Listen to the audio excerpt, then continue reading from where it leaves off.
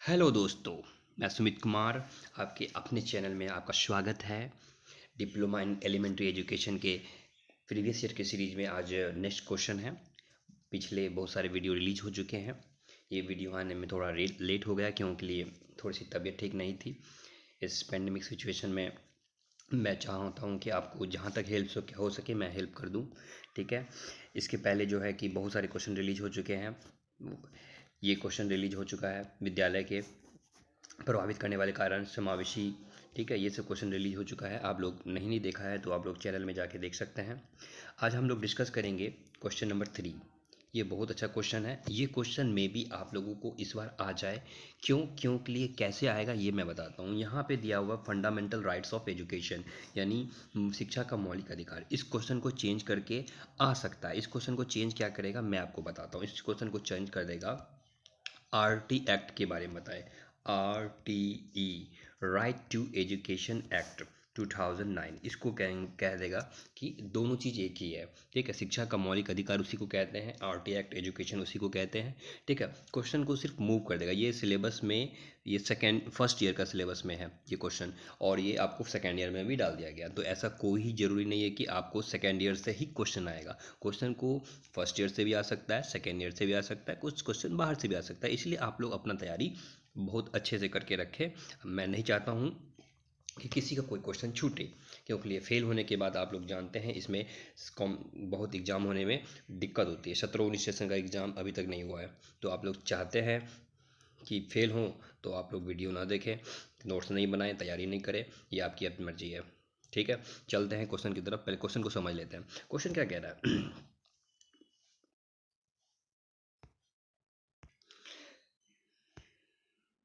Question कह रहा है, शिक्षा के मौलिक अधिकार, शिक्षा के मौलिक अधिकारों के अनुपालन में किनकी भूमिका हो सकती है। किनकी भूमिका, किनकी भूमिका के बारे में आप सवाल नहीं ढूंढ सकते हैं, फिर भी ढूंढ सकते हैं तो मैं बता देता हूँ कि शिक्षा की मौलिक अधिकार में राज्य, ठीक है, और केंद्र सरकार दोनों मिल के काम करते हैं। ठीक है, साथ साथ शिक्षा को मौलिक अधिकार को आगे करने के लिए हमारे घर वाले भी हमको सहायता सहायता करेंगे, तभी ये इनकी ही भूमिका होना चाहिए। किनका भूमिका, यही लोग हेल्प करेगा तब ना हम बच्चे आगे बढ़ेंगे। बच्चे, छोटे बच्चे थोड़ी जानते हैं उनको अधिकार क्या होता है, मौलिक अधिकार क्या होता है। ठीक है, फंडामेंटल, बेसिकली क्वेश्चन है फंडामेंटल राइट्स के बारे में। ठीक है, किसके बारे में? फंडामेंटल राइट्स के बारे में। ठीक है, फंडामेंटल राइट्स आप लोग जान लीजिए, ये आएगा आरटी एक्ट के तहत, आरटीई एक्ट के तहत ही आता है। शिक्षा का मौलिक अधिकार अधिनियम 2009। ठीक है, ये आप लोग रट लीजिए।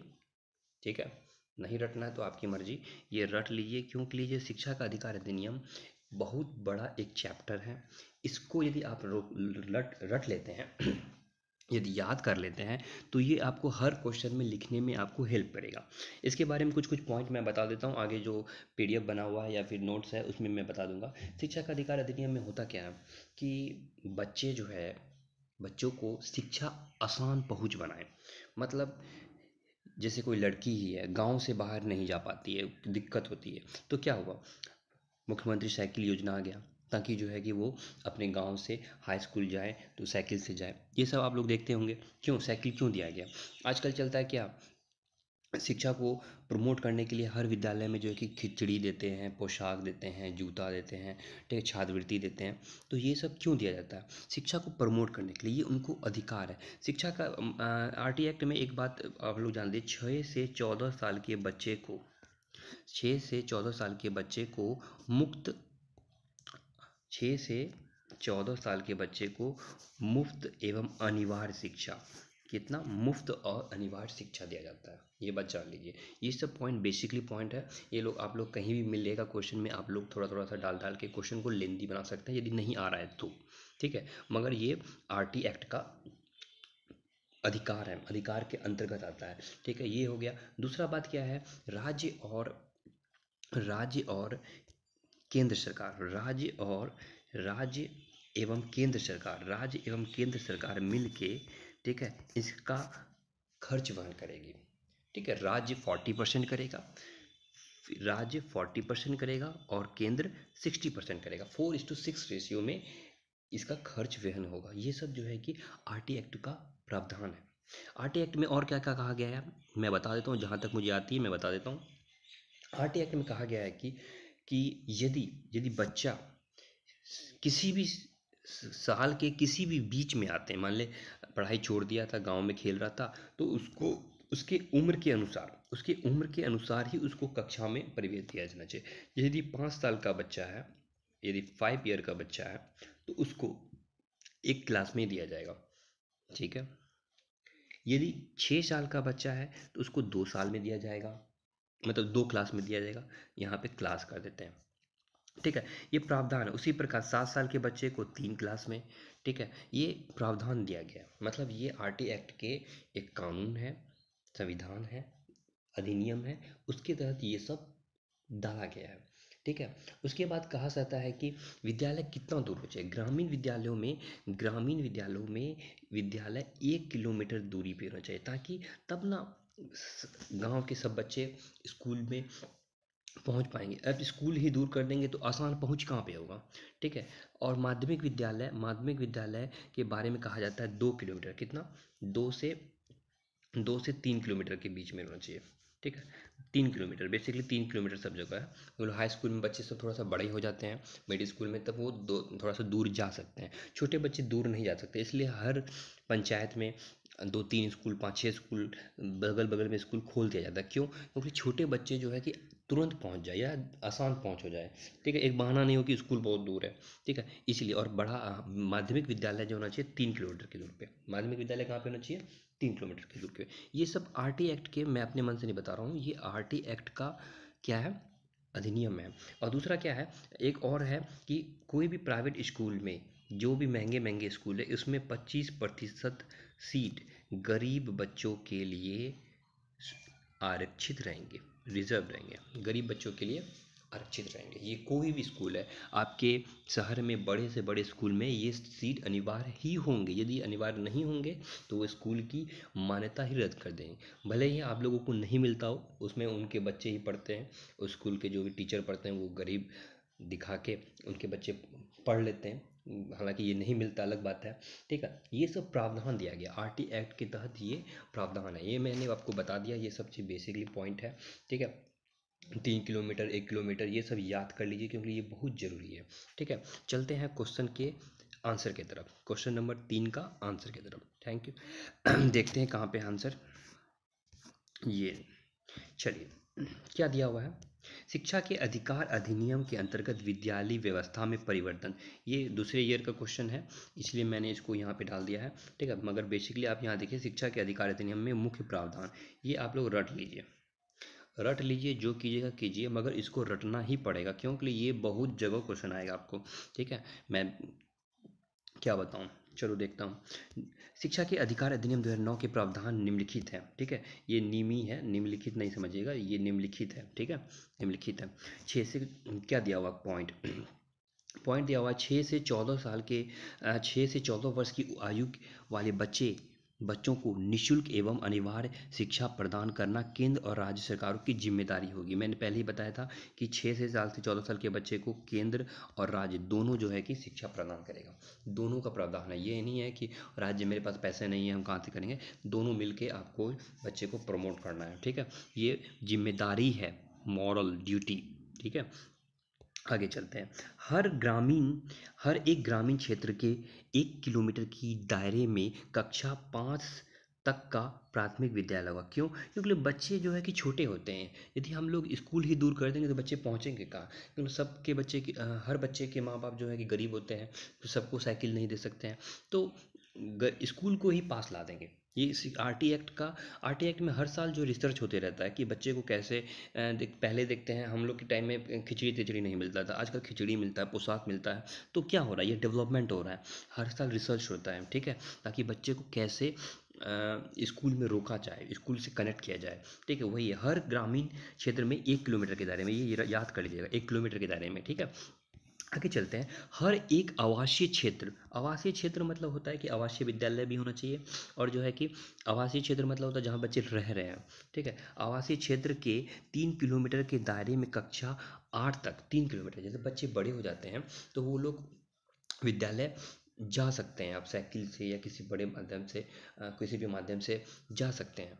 ठीक है, मध्य विद्यालय होगा ताकि बच्चों को बहुत दूर जाना न पड़े। विद्यालय के लिए यह प्रावधान इसलिए किया गया है कि देश के विभिन्न राज्यों में बहुत से बच्चे, विशेष रूप से लड़कियां, विद्यालय को घर से दूर होने की वजह से पढ़ाई छोड़ देती है। ये बात इसलिए किया गया, सब चीज़ रिसर्च करके दिया जाता है। अब देखिए, विद्यालय को दूर कर देंगे, ऐसे भी बहुत सारे समाज में लड़कियों को दूर नहीं भेजते पढ़ने के लिए। तो अब मिडिल स्कूल की पढ़ाई कैसे पूरा करेंगे? लड़के तो कर लेंगे, लड़कियां नहीं कर पाएंगे। तो उसके लिए क्या किया गया कि विद्यालय को भी भाई पास ला दो, तो आपके पास बहाना नहीं बनेगा, विद्यालय को ही पास ला दो ताकि बच्चे जो है इससे कनेक्ट हो जाएं। ठीक है, आप लोग याद कर लीजिए, समझ लीजिए। 1 किलोमीटर मिडिल स्कूल और 8 किलोमीटर, ये क्या कहते हैं, सॉरी, 1 किलोमीटर होना चाहिए, 1 किलोमीटर हो जाएगा ग्रामीण ये मिडिल स्कूल, और 3 किलोमीटर के अंदर में होना चाहिए मिडिल स्कूल, या क्या कहते हैं, उच्च माध्यमिक। ये माध्यमिक, ये माध्यमिक, ये उच्च माध्यमिक। ठीक है, और हाई स्कूल भी 3 से 4 किलोमीटर के बीच में हो सकता है। ठीक है, चलते हैं। प्राथमिक शिक्षा अथवा कक्षा 8 तक के वर्गों की पढ़ाई या 14 वर्ष तक की आयु पूरी होने तक किसी बच्चे को किसी भी कक्षा में असफल, ये बहुत ज़्यादा इम्पोर्टेंट है। आप लोग जान लीजिए, किसी भी विद्यालय में या कोई भी विद्यालय में जो है कि आजकल आरटी एक्ट के तहत ये बोल दिया गया है कि बच्चे को फेल नहीं करना है, बच्चे को मारना नहीं है, बच्चे को अपशब्द नहीं कहना है। ये आरटी एक्ट का प्रावधान दिया गया। यदि आप बच्चे को गाली दे देते हैं, पीट देते हैं, फेल कर देते हैं, तो आप पे कानूनी कार्रवाई हो सकती है। भले ही नहीं हो, मगर जो है यदि कोई पकड़ लिया तो ठीक है, नहीं तो भी ठीक है। मगर ये आरटी एक्ट का अधिनियम में दिया गया है, आप बच्चे को अपशब्द नहीं कह सकते हैं, बच्चे को फेल नहीं कर सकते हैं, बच्चे पर किसी प्रकार की शारीरिक या मानसिक प्रताड़ना नहीं दे सकते हैं। ये आरटी एक्ट के अधिनियम में दिया गया है। असफल तो बिल्कुल घोषित नहीं कर सकते। इससे रिसर्च करने के बाद ये अधिनियम बनाया गया। तो असफल करने से क्या होगा, बच्चे जो है कि मोरल इसका डाउन हो जाएगा। बच्चे कहेंगे अरे मैं तो फेल हो रहा हूँ, मैं पढ़ के क्या करूँगा, छोड़ो हटाओ। वैसे भी उन लोग को पढ़ने नहीं चाहते हैं, और उस पर आप फेल कर दीजिएगा तो उस पर क्या होगा, हर बच्चे को पास कर देना है। ठीक है, ये ऐसा किया गया है। ठीक है, ऐसा करना ही पड़ता है। ठीक है, हर विद्यालय में। ठीक है, 6 से 14 साल तक के बच्चे को असफल घोषित नहीं करना है, कभी भी नहीं। ठीक है, बच्चों को पढ़ाई और परीक्षा का अतिरिक्त मानसिक और दबाव न पड़े, वे स्वतंत्र पूर्वक जीवन के सभी क्षेत्र में सीखने की कोशिश करें। इसलिए जो है कि किसी को फेल करने के लिए नहीं कहा गया है। ठीक है, ना कि कोई मेंटल मतलब प्रेशर पड़े कि अरे भाई फेल हो रहा हूँ, मैं क्या करूँगा पढ़ लिख के, चलो गाय चराने चलो। ठीक है, यहाँ पे देखो मैंने बता दिया था, 5 साल के बच्चे को एक क्लास में, 6 साल के बच्चे को 2 क्लास में, 3 साल के बच्चे को 7 साल के बच्चे को 3 क्लास में, ये प्रावधान दिया गया है। ठीक है, आप इसको नोट कर लीजिएगा, नहीं तो फिर बाद में दिक्कत होगा। पॉइंट को लिखने में भी बहुत अच्छा होगा, आप अपना नोट्स बना ले। ठीक है, आगे कहता है किसी भी बालक तथा बालिका को किसी आयु के अनुसार वर्ग में प्रवेश प्रदान करने से कोई भी विद्यालय इनकार नहीं करेगा। ऐसा नहीं है कि अब आयु निकल गया, अरे भाई तुम पढ़ के क्या करोगे, तुम तो बुढ़ा हो गया, चलो हटाओ। नहीं, आपको उसी विद्यालय में, उसी कक्षा में, जो अब लेट हो गया तो कोई ज़रूरी नहीं है। अब ये मान लेते हैं, ये दिया हुआ है 8 साल का बच्चा, ये 8 साल का बच्चा है, इसको कितना क्लास में दिया गया, 4 क्लास में दिया गया। ठीक है, 8 साल के बच्चे को, सॉरी, 8 साल के बच्चे को बोला गया है 4 क्लास में। अब 8 क्लास का बच्चा कभी पढ़ा ही नहीं था कुछ। ठीक है, कभी कुछ नहीं पढ़ा था, गांव में खेल रहा था, खेत में काम कर रहा था। अब उसको कहा कि चलो पढ़ने के लिए, तो आप इसको एक क्लास में नहीं डाल सकते हैं कि चलो भैया तुम कुछ नहीं आता तो एक क्लास से पढ़ो। ये बिल्कुल नहीं कर सकते हैं। आपको उनको 4 क्लास में, वर्ग 4 में ही एडमिशन देनी होगी। और आपकी ये जिम्मेदारी है, आरटी एक्ट कहता, मैं नहीं कह रहा हूँ, आरटी एक्ट कह रहा है कि आपको कक्षा 4 में उस बच्चे को, 8 साल के उस बच्चे को यदि कुछ नहीं आ रहा है, उसी कक्षा में पढ़ाना है और आपको सिखाना। ये जिम्मेदारी आपकी है। भले ही सरकारी विद्यालय में नहीं चलता हूँ, अलग बात है, मैं आपको रूल बता देता हूँ। ठीक है, ये सब रूल है। आगे क्या कह रहा है, ये हो गया, ये पॉइंट भी हो गया। क्वेश्चन पॉइंट 6 कहता है कुछ प्रावधानों के द्वारा भाषाई और धार्मिक आधार पर नीति समूह द्वारा चलाए जा रहे हैं। अल्प संरक्षकों के अलावा हर तरह की नीति विद्यालयों एवं केंद्र सरकार उनके प्रतिष्ठानों द्वारा चलाए जाने वाले विद्यालय जैसे केंद्रीय विद्यालयों, मतलब बहुत सारा जो है कि भाषाई या धार्मिक धार्मिक स्कूल भी होता है या प्राइवेट स्कूल भी होता है, ठीक है। उसमें जो है कि चलाए जाने वाले प्रावधान दिया गया क्या है कि केंद्र और उनके प्रतिष्ठानों द्वारा चलाए जाने वाले विद्यालयों, कुछ कुछ प्राइवेट स्कूल भी होता है, कुछ कुछ केंद्र के द्वारा जो चलाता है, उसमें क्या होना, केंद्र विद्यालयों, नवोदय विद्यालयों, सैनिक स्कूल आदि। यहाँ पे गरीब, ये प्राइवेट स्कूल छोड़ दिया, यहाँ पे प्राइवेट स्कूल भी होगा, ठीक है। उसमें 25% सीटें गरीब बच्चों के लिए होगा, ठीक है। कोई भी विद्यालय केंद्र, चाहे केंद्र चला रहा हो या प्राइवेट इंस्टीट्यूट चला रहे हो, इसमें प्राइवेट इंस्टीट्यूट छूट गया होगा, मगर उसमें 25% सीटें गरीब बच्चों के लिए अनिवार्य होता है। ये आप लोग नोट कर लीजिए, ठीक है। बच्चों से भरी नहीं जाती, ठीक है। भरी बच्चों से भरी नहीं जाती, तब तक कोई विद्यालय ऐसे बच्चों को प्रवेश देने से इनकार नहीं करेगा। मतलब 25%, सीधा बात जानिए कि 25% सीट जो है कि, ठीक है, कोई भी, चाहे नवोदय विद्यालय हो, जवाहर नवोदय विद्यालय हो, केंद्रीय विद्यालय हो, सैनिक स्कूल हो, कोई भी कस्तूरबा गांधी विद्यालय हो, कहीं भी जो 25% सीटें गरीब तबके के बच्चों के लिए होगा, ठीक है। ये बात आप लोग जान लीजिए, ये आपका अधिकार भी है और आरटी एक्ट भी कहता है, ठीक है। जिन बच्चों को निजी एवं उच्च स्तरीय मानी जाने वाली सरकारी विद्यालयों में आरक्षण के आधार पर प्रवेश लिया जाएगा, उन बच्चों के हिस्से की फीस, ठीक है, हिस्से की फीस, मतलब वही बात बोल रहा है कि निजी निजी हम बोल रहे थे ना, वही बात यहाँ पे है, निजी या उच्च स्तरीय, मतलब जो कोई बढ़िया कॉलेज है, बढ़िया स्कूल है, तो वहाँ पे यदि फीस वो गरीब कोटे से वही भाग लेता है, तो उसको केंद्र सरकार और राज्य सरकार मिल के उनके जो कि खर्च का वहन करेगा। ऐसा नहीं है कोई हाथ नहीं खड़ा कर देगा तो बस बच्चा तो क्या होगा, उसका लाइफ खराब बर्बाद हो जाएगा। तो इसमें जो है कि ये ड्यूटी है, केंद्र सरकार और राज्य सरकार मिल के उसका एक्सपेंसेस बियर करेगा, ठीक है। आगे कह रहा है विद्यालय में होने वाले प्रति विद्यालय विद्यार्थी कुल खर्च की की दर से दिया जाएगा। मतलब जितना प्रति स्टूडेंट जो भी खर्च होगा वो ये स्टेट गवर्नमेंट और सेंट्रल गवर्नमेंट दोनों मिलके पे करेगा, ठीक है। बात समझ में आ रहा है? आई होप आप समझ रहे होंगे। नहीं समझ में आ रहा तो आप कमेंट में कर दीजिएगा। इसमें कुछ और भी आपको कोई दिक्कत होता है तो आप लोग कमेंट कीजिएगा प्लीज़। आप मेरी वीडियो को शेयर भी किया कीजिए, ठीक है। कोई भी शेयर नहीं आ रहा है, नो लाइक्स आ रहा है, ठीक है, कोई दिक्कत नहीं, फिर भी मैं अपना काम करूँगा। विद्यालय क्या कह रहे हैं, विभिन्न विद्यार्थियों में प्रवेश देते समय विद्यार्थी तथा अभिभावक के साथ साक्षात्कार नहीं लिया जाएगा। आजकल तो प्राइवेट स्कूल में बहुत सारा इंटरव्यू होता है, बच्चों का भी और शिक्षक क्या कहते हैं उसके पेरेंट्स का भी, मगर जो है कि ये आरटी एक्ट में ऐसा प्रावधान नहीं है। अभिभावक, अरे भाई अब अभिभावक पढ़ा नहीं है तब ना तो बच्चे को हम पढ़ाने के लिए भेजते हैं, वो पढ़े रहते तो घर में पढ़ा देते हैं। इसलिए जो है कि आरटी एक्ट में कहा गया है कि अभिभावक की किसी प्रकार की साक्षात्कार नहीं ली जाएगी, न बच्चों की भी नहीं ली जाएगी। अब उसको आता ही सब चीज़ आता ही तो वो स्कूल क्यों आता? प्राइवेट स्कूल की मोनोपोली है तो सबको जो है कि इंटरव्यू लेता है, टीचर की, घर के बच्चे, पेरेंट्स की इंटरव्यू लिया जाता है, ठीक है। मगर ये आरटी एक्ट में नहीं है, ठीक है। शिक्षा के अधिकार अधिनियम से यह आशा की जाती है कि समान विद्यालय स्कूल प्रणाली को विकसित करने के लक्ष्य को हासिल करने के लिए, ठीक है, वही मैंने कहा समान विद्यालय, इससे पहले भी पढ़ा दिए थे समान विद्यालय, सब टॉपिक एक दूसरे से रिलेटेड है, ठीक है। समान विद्यालय भी टॉपिक पढ़ाए थे, वहाँ पे भी आ गया, ठीक है।